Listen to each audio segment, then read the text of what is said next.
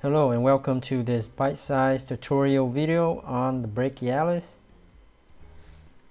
The brachialis muscle is actually deep to the bicep. So here we have the bicep. Let's delete it. And now the brachialis is revealed right here. And we can see that the distal attachments, they are at coronoid process and tuberosity ulna,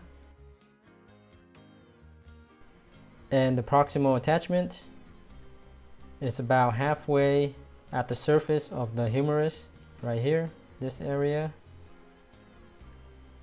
The brachialis is innervated by musculocutaneous nerve C5, C6, C7, and the radial nerve C5, C7. And the muscle action of the brachialis is the flexion of the forearm.